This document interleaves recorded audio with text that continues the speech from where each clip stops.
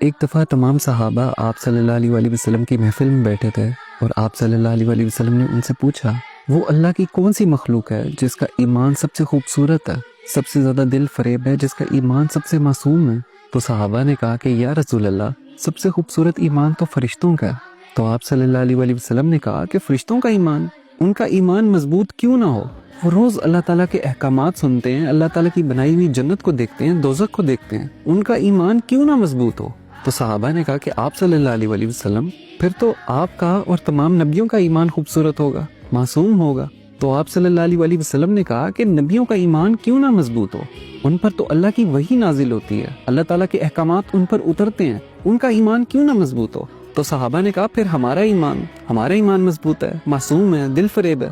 تو آپ صلی اللہ علیہ وسلم نے کہا کہ تمہارا ایمان کیسے مضبوط نہ ہو؟ کیا میں تم میں موجود نہیں ہوں؟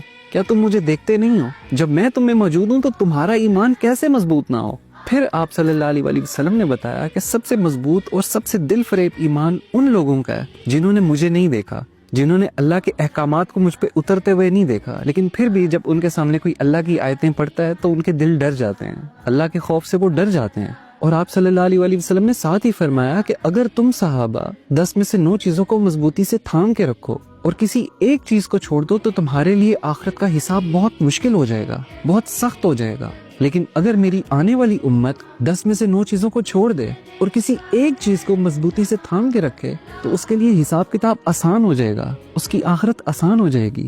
یہ محبت تھی آپ صلی اللہ علیہ وسلم کی ہمارے لیے، اپنی امت کے لیے، جنہوں نے ان کو نہیں دیکھا، جنہوں نے ان کے ذریعے کسی اللہ کے معجزے کو نہیں دیکھا، لیکن پھر بھی ہم جیسے گنہگار لوگ اللہ تعالیٰ اور اس کے نبی کے لیے کتنے ضروری ہیں۔